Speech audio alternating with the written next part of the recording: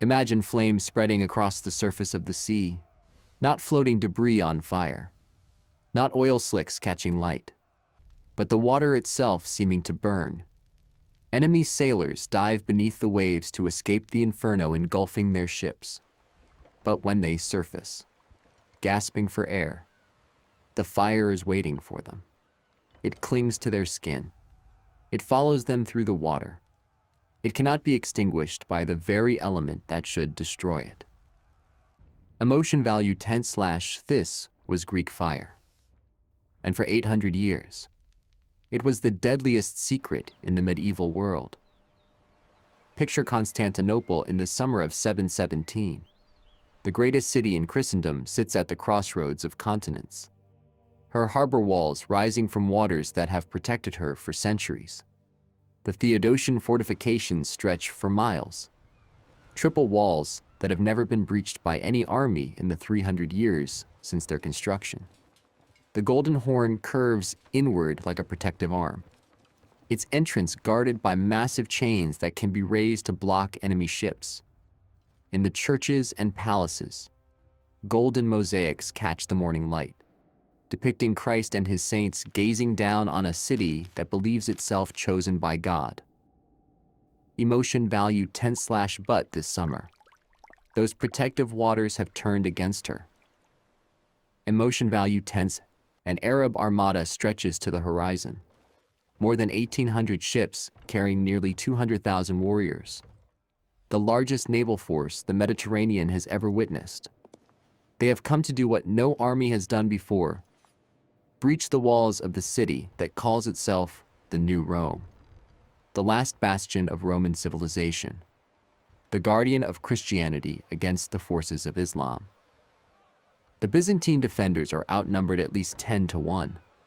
Their treasury is depleted from decades of war against Persians, Avars, and now Arabs. Their armies have been pushed back across Syria, Palestine, Egypt, and North Africa.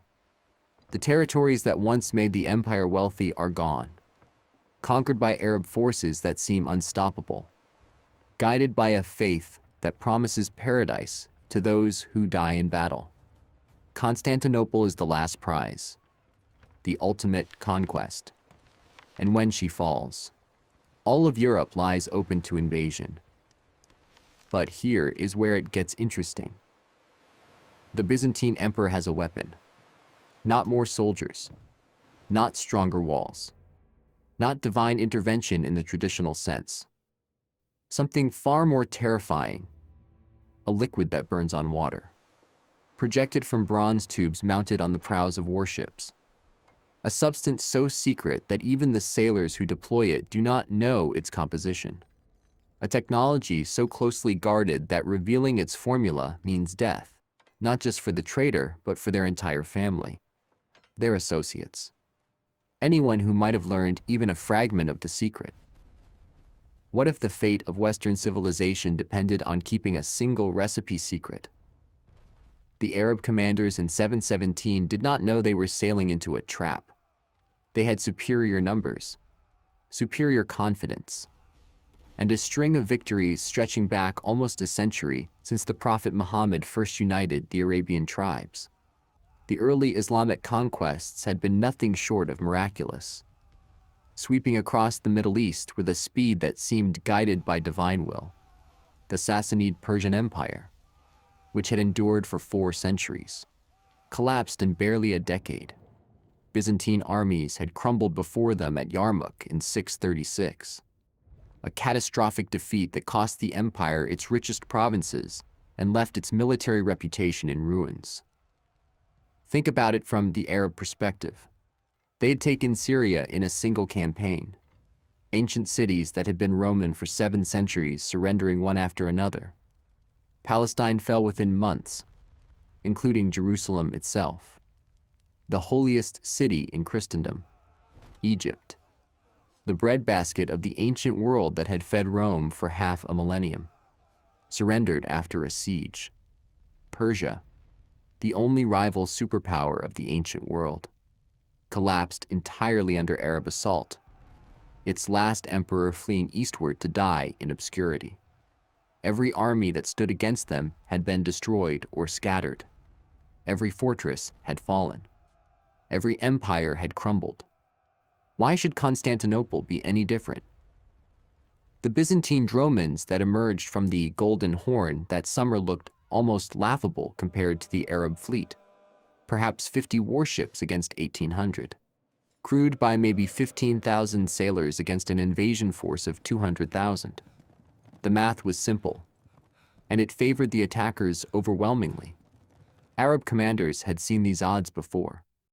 They had faced larger armies, stronger fortifications, more determined defenders. They had always won. Emotion value tense. Then the siphons began to fire. Imagine being an Arab sailor in the leading ranks of the fleet. You have survived desert campaigns, naval battles, perhaps years of warfare across 3 continents. You have seen men die in terrible ways, cut down by swords, pierced by arrows, crushed under siege engines. You have witnessed cities burn and empires fall. But nothing has prepared you for what happens next. From the bow of the nearest Byzantine ship, a bronze tube extends forward like the neck of some mechanical serpent. There is a hissing sound, then a roar, and then a stream of liquid fire erupts across the water between your vessels. It does not arc like catapult ammunition. It does not fall like burning pitch from siege towers. It projects forward in a steady stream, covering the distance in seconds. A river of flame that seems to flow through the air itself. By the fire hits your ship and spreads with unnatural speed. Within moments, the deck is ablaze. Sailors scream and dive overboard, and you follow them, plunging into the cool waters of the Bosphorus, certain that the sea will save you as it has saved countless drowning men throughout history. But the fire follows you down. It spreads across the water's surface, a burning carpet that offers no escape. Men surface only to find themselves swimming in flames. Those who stay submerged eventually must breathe, and when they do, they emerge into an inferno. The lucky ones drown quickly. The unlucky ones burn, their screams echoing across the harbor, their flailing arms spreading the fire further as they thrash in agony. This was not warfare as the medieval world understood it. This was something else entirely, a weapon that violated the fundamental laws of nature, fire that burned on water, flames that could not be extinguished by the very element that should destroy them. So how did the Byzantines create such a terrifying substance? The honest answer is that we do not know. After 8 centuries of use, the formula for Greek fire died with the Byzantine Empire itself, one of history's most successful classified military technologies. Modern chemists have proposed dozens of theories. We know it was petroleum-based, likely involving crude oil from natural deposits around the Black Sea that had been known since antiquity. We know it was pressurized somehow, projected through the bronze siphons with enough force to reach enemy ships at considerable distance. We know it ignited on contact with air or water, which meant the Byzantines had developed some form of spontaneous combustion mechanism that remains beyond our understanding. Some historians theorize quicklime was involved, which reacts violently with water. Others suggest calcium phosphide, which creates flammable gases on contact with moisture. Still others propose complex petroleum distillation techniques that would not be reinvented in the West for centuries. But the exact composition, lost forever, buried in the ashes of Constantinople, when the Ottoman Turks finally breached those Theodosian walls in 1453. What we do know is how carefully the Byzantines protected their secret. Emotion value /the formula was restricted to the imperial family itself. Production was compartmentalized, with different workers handling different ingredients in different facilities. none of them knowing the complete recipe. The penalty for revealing any part of the composition was death, not just for the traitor but for their entire family. Byzantine emperors considered Greek fire a gift from God, delivered through an angel to Emperor Constantine IV, specifically to protect the Christian empire against its enemies. Sharing it would be not just treason but sacrilege, a betrayal of divine trust. Does any of this sound familiar? It should. Consider modern nuclear weapons, like Greek fire. They represent a class of military technology so devastating that their mere existence changes the strategic calculus of international relations. Like Greek fire, their production is surrounded by elaborate security protocols, compartmentalized to prevent any single person from possessing complete knowledge. Like Greek fire, they create psychological effects far beyond their physical destructive capacity. The enemy does not just fear the weapon, they fear an opponent who possesses capabilities they cannot match or comprehend. Technologies that seem to break the fundamental rules of how the world works. The Arab fleet that attacked Constantinople in 717 experienced something no previous military force had encountered, a technological gap so profound it seemed supernatural. A weapon so advanced it appeared to be magic. These were not unsophisticated warriors. They had developed complex siege techniques capable of reducing fortified cities. They had naval tactics refined through decades of Mediterranean warfare. They had military organization that rivaled anything Rome had produced at its height. But they had no frame of reference for fire that burned on water. What do you do when your enemy's weapons break the rules of nature as you understand them? The psychological impact proved as devastating as the physical destruction. Within months, the Arab fleet had lost over 1,800 ships, destroyed by a weapon they could not counter, could not understand, and could not replicate. The siege was abandoned. Constantinople survived. And for the next 5 centuries, Arab naval ambitions in the Eastern Mediterranean were shaped by the memory of what happened when they challenged Byzantine naval supremacy. But Greek fire did not emerge from nothing. To understand how the Byzantines developed such a revolutionary weapon, you need to understand the military culture that produced it. The Byzantine military had been innovating for centuries, driven by a fundamental strategic problem that you might recognize from modern geopolitics. How does a wealthy, technologically advanced power defend itself when surrounded by enemies on all sides, each bringing different capabilities and tactical doctrines? Emotion value 10/ to the east. Persian cataphracts, and later Arab-mounted archers demanded mobile cavalry responses. These were warriors who could strike and retreat before infantry could respond, whose composite bows could penetrate armor at distances that seemed impossible to European observers. To the north, Slavic and Bulgarian infantry required different tactics entirely. Mass formations of spearmen and axemen who fought with desperate ferocity. To the west, Gothic and later Norman heavy cavalry presented yet another challenge. Shock troops whose armored charges could shatter defensive lines. The Byzantine Empire sat at the crossroads of civilizations, facing threats from every direction simultaneously. This multi-front nightmare forced Byzantine commanders to embrace flexibility as their core principle. They could not afford to specialize in one tactical doctrine. They needed to be masters of all warfare types. The result was a military culture obsessed with adaptation, innovation, and the systematic study of enemy tactics, an approach that would seem familiar to any modern military staff college.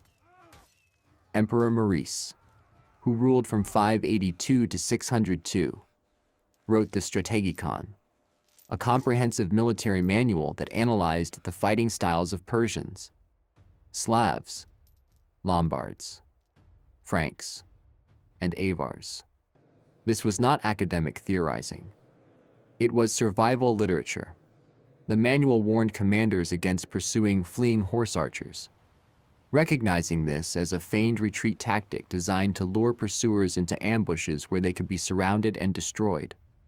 It emphasized choosing favorable ground, maintaining reserves, and never committing all forces simultaneously. An army starves faster than it bleeds, the manual declared, prioritizing logistics over heroic charges. How many modern military disasters might have been avoided if commanders had read Maurice's warnings? The theme system that Emperor Heraclius developed during his reign from 610 to 641 represented another innovation born of desperation. As Arab conquests drained imperial finances, maintaining centralized armies became impossible. The traditional Roman model of professional legions stationed at central points and deployed as needed required enormous resources that the shrinking empire could no longer provide. Heraclius divided the empire into military districts, each theme providing an army corps of approximately 5,000 troops under commanders called strategoi, who wielded both military and civilian authority. This decentralization enabled rapid regional responses without waiting for orders from Constantinople, crucial when defending frontiers spanning 3 continents. And then there were the cataphracts, the heavy cavalry that represented Byzantine mobile striking power. Picture a cavalry unit preparing for battle on the Anatolian plateau. Each rider sits astride a warhorse protected by metal breast and frontal armor that gleams in the harsh sunlight. The cavalryman's mail armor, modeled after Persian designs perfected over centuries of warfare, covers his body completely, flexible enough to permit the complex movements required for mounted combat, yet strong enough to turn aside sword blows and deflect arrows. His steel helmet features a nose guard and cheek plates, leaving only his eyes visible through narrow slits. At his side hang a sword and dagger. In his hands, a lance measuring over 12 feet long across his back. A Persian-style composite bow with its distinctive recurved shape, capable of penetrating armor at 200 yards. These were not knights in the Western European sense. Single-purpose shock troops trained only for the headlong charge. They were combined arms warriors, capable of engaging at any range, disciplined enough to operate in complex formations that required constant communication and coordination, and devastating in the charge when conditions favored close combat. A cataphract assault combined the shock impact of heavy cavalry with the ranged firepower of horse archers, a combination that proved nearly unstoppable on open battlefields from the 6th through 11th centuries. But here is the uncomfortable truth about military superiority. It never lasts forever. The same empire that developed Greek fire, that systematized military doctrine in the Strategikon, that fielded the most sophisticated army in medieval Europe, would suffer 2 of the most catastrophic defeats in military history. And both defeats would come not from technological inferiority, but from something far harder to fix: organizational failure. At Yarmouk in 636, Byzantine forces outnumbered Arab armies by at least 3 to 1. Some accounts claim the Byzantines fielded over 200,000 troops against perhaps 24,000 Arabs. The Byzantine army included seasoned veterans of campaigns against Persia, professional cavalry trained in the tactics of the Strategikon, and commanders who had spent their careers studying military science. On paper, the battle should have been a slaughter favoring the defenders. Instead, it became one of the most decisive defeats in history. Why did an army with overwhelming numerical superiority, superior training, and centuries of military tradition collapse against a smaller force of desert warriors? The motion value tent/the fancers reveal everything about how military advantages can evaporate overnight when leadership fails. Byzantine command was divided among multiple generals with competing ambitions. Emperor Heraclius remained at Antioch rather than leading the army personally, creating a leadership vacuum that ambitious subordinates filled with competing agendas. No single commander had authority to coordinate the vast army's movements. The force itself was a polyglot coalition. Greeks and Syrians, and Armenians and Arab Ghassanid auxiliaries, each contingent operating under different commanders with different priorities and different languages. Emotion value tense/strategic delays from May until August allowed Arab forces to regroup and reinforce, while Byzantine supplies dwindled. Massive logistical strain from pursuing mobile Arab raiders across unfamiliar terrain exhausted both provisions and morale. When Arab commander Khalid ibn al-Walid, one of history's greatest tactical geniuses, closed the Dera Gap, preventing Byzantine retreat, the imperial army found itself trapped against an enemy it had expected to overwhelm. A sandstorm allegedly enabled the decisive Arab cavalry charge on August 20th, blinding the Byzantine formations as Arab horsemen swept through their lines. By the time the dust cleared, Byzantine casualties had reached 70,000 killed. The survivors fled northward in disorder, abandoning Syria, Palestine, and eventually Egypt to Arab conquest. Territories that had been Roman for 7 centuries were lost in a single catastrophic campaign. The empire never recovered those lands. 435 years later, another decisive defeat would seal Byzantine fate. At Manzikert in 1071, Emperor Romanus IV led imperial forces against Seljuk Turkish armies under Sultan Alp Arslan in the mountains of eastern Anatolia. This time, the Byzantines did not enjoy numerical superiority, but they did possess something they believed would ensure victory: the combined arms doctrine perfected over centuries, the professional military organization codified in the Strategikon, and the institutional memory of 1,000 successful campaigns stretching back to the age of Justinian. Emotion value tense/what they did not anticipate was betrayal from within. At the critical moment of battle, as Byzantine forces pressed forward against the Seljuk center, ethnic Turkish troops within the Byzantine army deserted to join their co-ethnics in the enemy forces. Whether driven by ethnic solidarity, religious sympathy with their fellow Muslims, or legitimate grievances against an emperor who had treated them harshly remains unclear. What is clear is that this desertion fatally undermined Byzantine cohesiveness and confidence. Formations that had held firm suddenly found their flanks exposed, their reserves gone, their lines collapsing. The emperor was captured in combat, dragged from his horse, and brought before Sultan Alp Arslan in chains.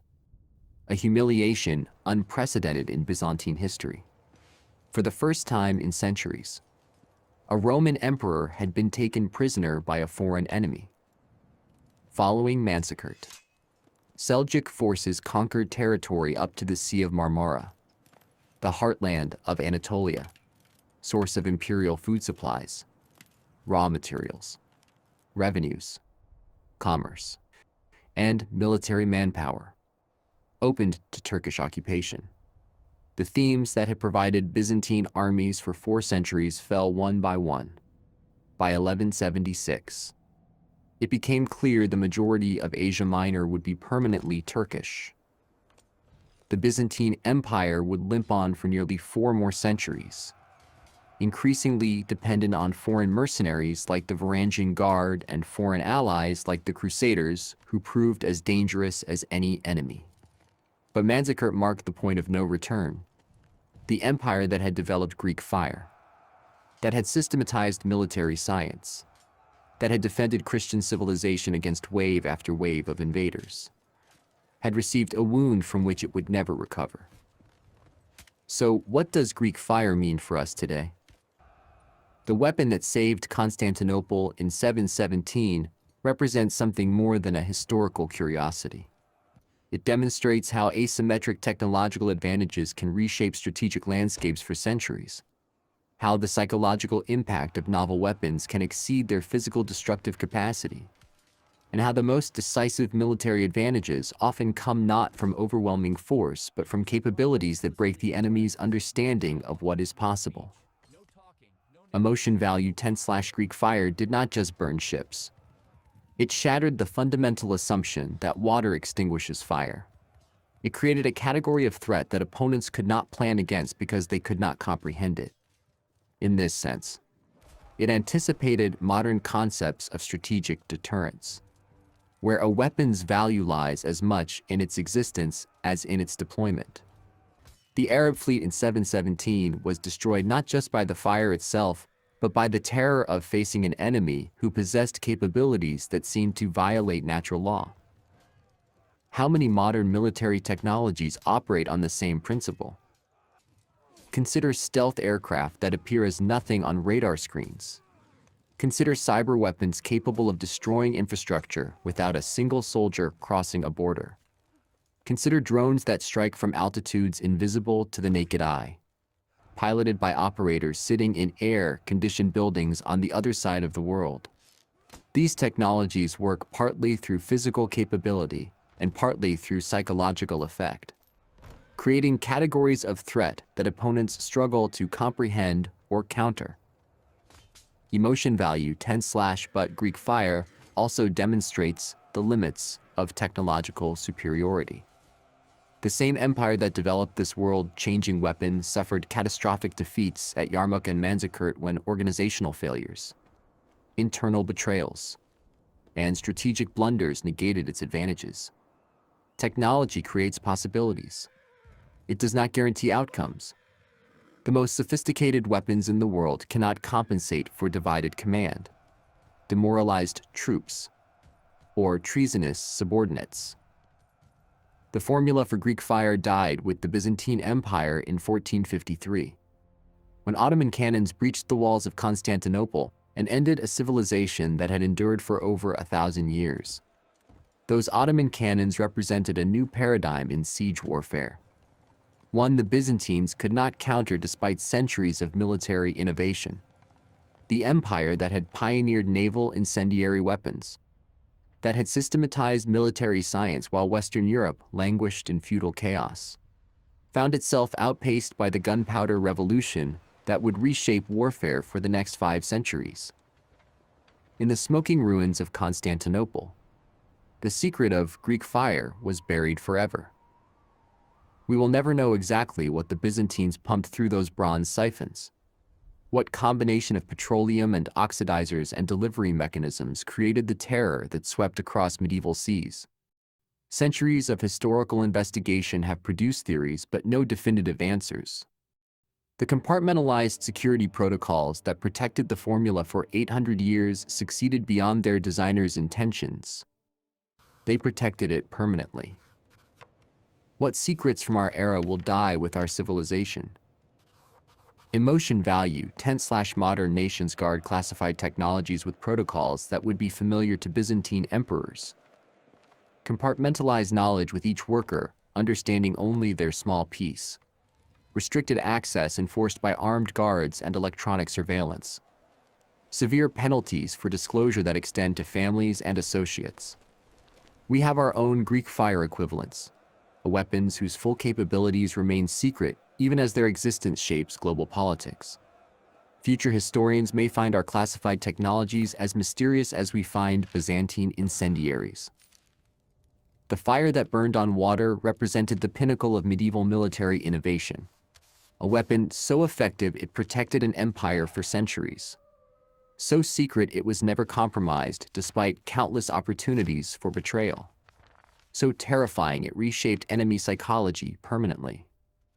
It saved Constantinople when the city seemed doomed, destroyed fleets that should have been unstoppable, and demonstrated that the most decisive advantages often come from capabilities that break conventional understanding of how the world works. 8 centuries later, with all our modern science, we still cannot replicate it. The Byzantine dromon itself deserves more attention than historians typically give it. These warships evolved between the 5th and 12th centuries from Roman Liburnian designs, featuring dual propulsion through oars and lateen sails that provided speed and maneuverability regardless of weather conditions. Picture a vessel approximately 40 meters long, carrying a crew of 200 to 300 personnel, including 70 Marines ready for boarding actions. Multiple oar banks meant rowers working in coordinated rhythm, their oars rising and falling in precise synchronization that required months of training to perfect.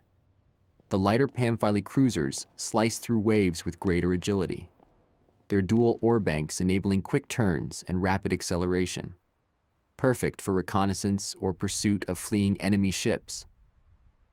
The dromons' secret weapon system mounted at the bow transformed these vessels into floating weapons platforms unlike anything the ancient world had seen. The bronze siphon tubes extended forward like serpent necks, connected to reservoirs containing the pressurized incendiary. When commanders gave the order, specialized crew members operated pumps or bellows that forced the liquid through heating chambers and out the siphon in a stream of flame.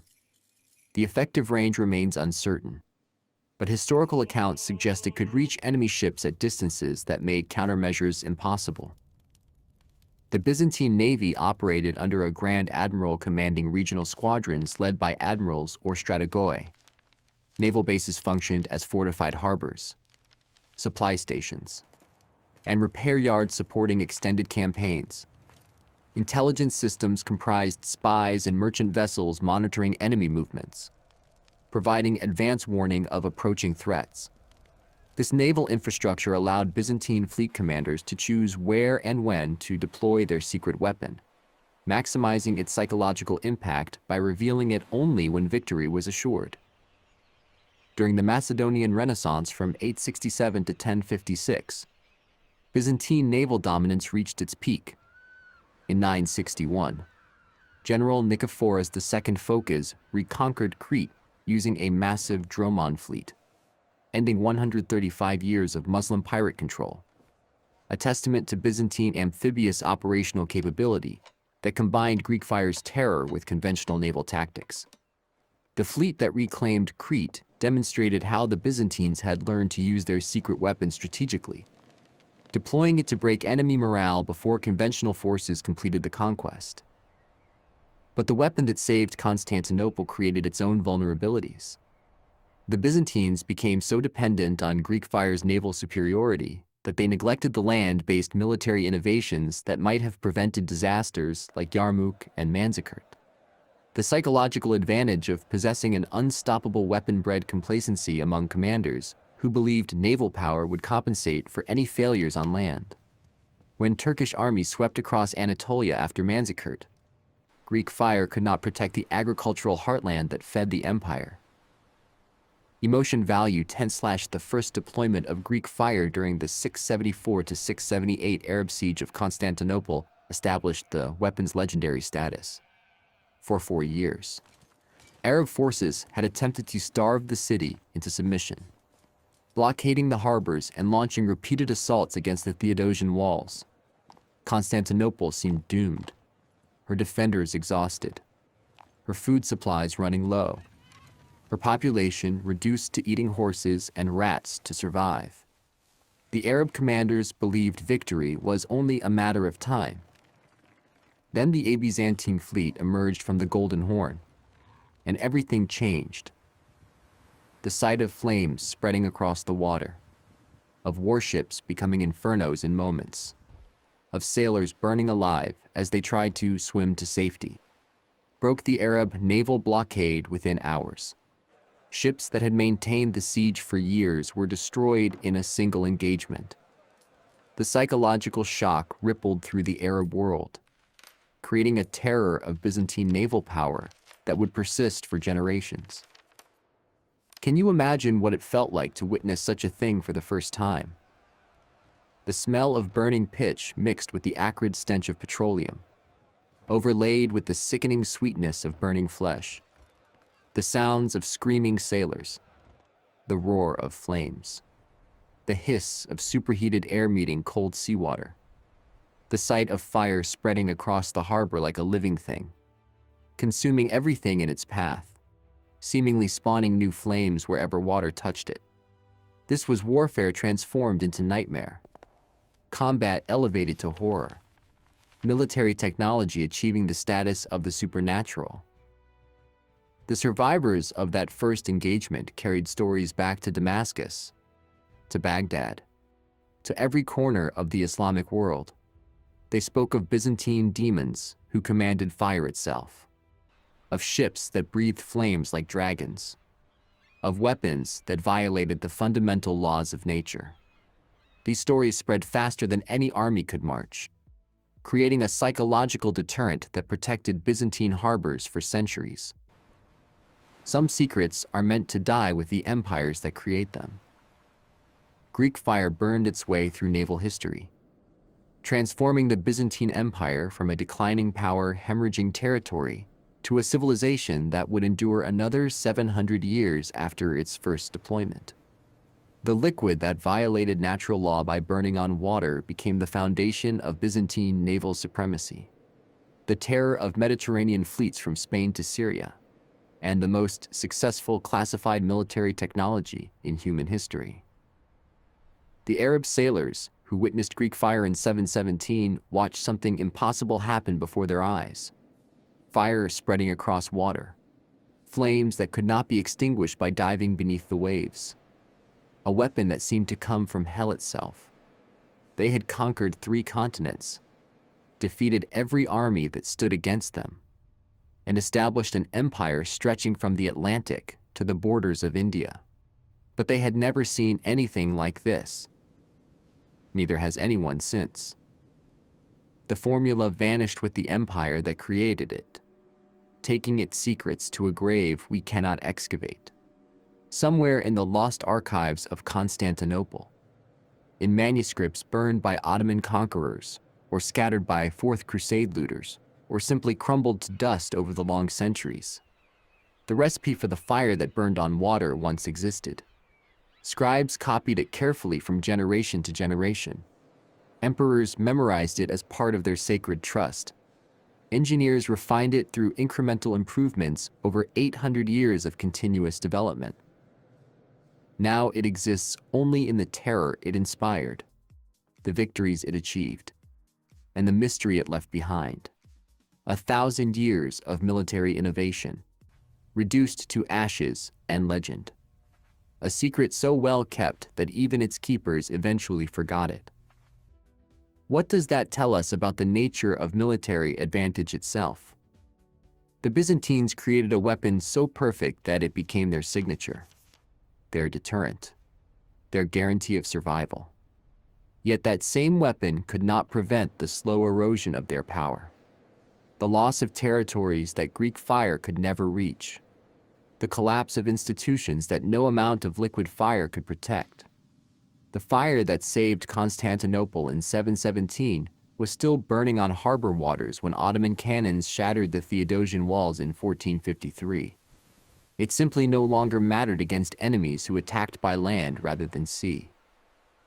The lesson resonates across the centuries into our own time.